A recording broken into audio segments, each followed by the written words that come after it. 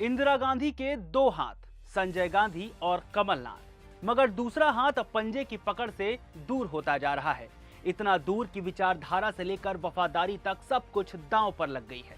मगर जोखिमों की परवाह किए बगैर मध्य प्रदेश के दिग्गज नेता, पूर्व मुख्यमंत्री और गांधी परिवार के बेहद करीबी कमलनाथ भगवा की शरण में जाने की प्लानिंग कर रहे हैं।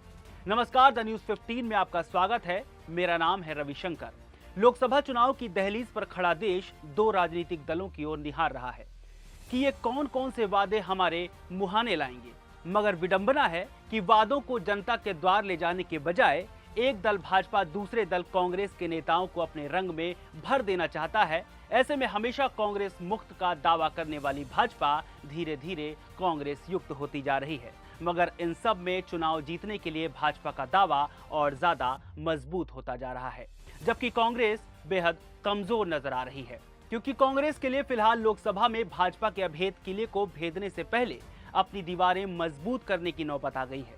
क्योंकि अब वो कमलनाथ पार्टी से निकलने की कोशिश कर रहे हैं, जिन्हें पूर्व प्रधानमंत्री इंदिरा गांधी अपना तीसरा बेटा कहा करती थी।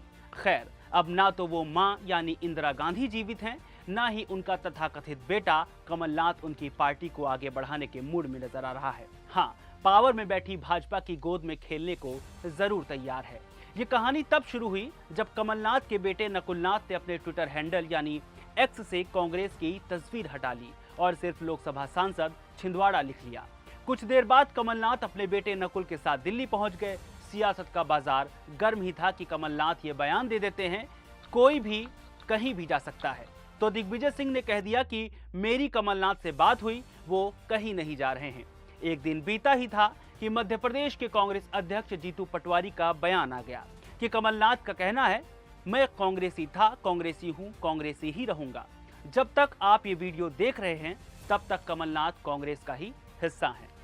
अब आगे क्या होगा ये भविष्य बताएगा, मगर सवाल ये है कि कमलनाथ और उनके बेटे नकुलनाथ लोकसभा के लिहाज से इतने जरूरी क्यों हैं। तो इसका जवाब साल 2019 का लोकसभा चुनाव देता है, जब भाजपा ने प्रदेश की 29 लोकसभा सीटों में 28 जीत ली थी। मगर इस लहर में भी कमलनाथ के बेटे नकुल ने छिंदवाड़ा सीट जीतकर कांग्रेस को दी। सिर्फ इतना ही नहीं, इस सीट पर पिछले कई दशकों से कांग्रेस का ही राज रहा है, क्योंकि नकुल से पहले कमलनाथ इस सीट से 9 बार लोकसभा चुनाव जीत चुके हैं। ऐसे में भाजपा ने छिंदवाड़ा लोकसभा को अपने कमजोर क्षेत्रों में शामिल किया है, ताकि वहां ज्यादा मेहनत कर इसे भी अपनी जद में किया जा सके। और इस जीत के लिए भाजपा ने उन नेताओं पर ही तीर छोड़ दिया जो कांग्रेस को ये सीटें दिलाते आए हैं।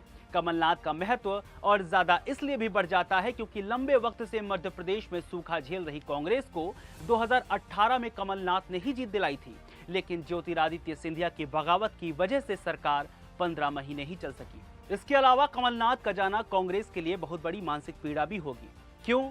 इसके लिए कमलनाथ को थोड़ा जान लेते हैं। कमलनाथ और गांधी परिवार के रिश्ते क्या हैं? वैसे तो कमलनाथ की पहचान एक चतुर राजनीतिज्ञ की रही है, जिन्होंने गांधी परिवार की 3 पीढ़ियों के साथ काम किया था। कमलनाथ का मध्य प्रदेश के साथ जुड़ाव 1979-80 से रहा है, जब पूर्व प्रधानमंत्री इंदिरा गांधी ने उन्हें अपना तीसरा बेटा बताया था। उनके साथ एक नारा इंदिरा के 2 हाथ, संजय गांधी और कमलनाथ तक जुड़ा हुआ था। 1970 के दशक में कमलनाथ और संजय गांधी की दोस्ती बहुत मशहूर हुई थी और अब कमलनाथ के रिश्ते सोनिया गांधी और राहुल गांधी से भी काफी अच्छे हैं। कमलनाथ पहली बार 1980 में 7वीं लोकसभा के लिए चुने गए थे और वो छिंदवाड़ा से 9 बार लोकसभा सांसद रहे हैं। फिलहाल वो अब छिंदवाड़ा से विधायक हैं, जबकि उनके बेटे नकुलनाथ सांसद हैं। अब सवाल ये है कि जब इतना बड़ा दिग्गज भाजपा में जाएगा तो भाजपा को फायदा क्या होगा? कमलनाथ को लोकसभा 2024 में मैदान में उतार सकती है भाजपा, वहीं केंद्र में मंत्री पद से भी इन्हें नवाजा जा सकता है। नकुलनाथ छिंदवाड़ा से ही मैदान में होंगे। कयास ये भी लग रहे हैं कि कमलनाथ भाजपा में जाते ही विधायकी से इस्तीफा दे देंगे और अपनी बहू प्रिया नाथ को विधायक बनवा सकते हैं। आगामी लोकसभा में क्लीन स्वीप की मंशा लेकर मैदान में खड़ी भाजपा इसे बेहतर तरीके से भुनाएगी। भाजपा का मिशन 29 भी इससे आसान होगा। कमलनाथ बीते 7 सालों से प्रदेश की राजनीति में सक्रिय रहे हैं। उनके समर्थकों की संख्या लगातार बढ़ी है। उनके भाजपा में जाने से कांग्रेस को निश्चित ही बड़ा झटका लगने वाला है।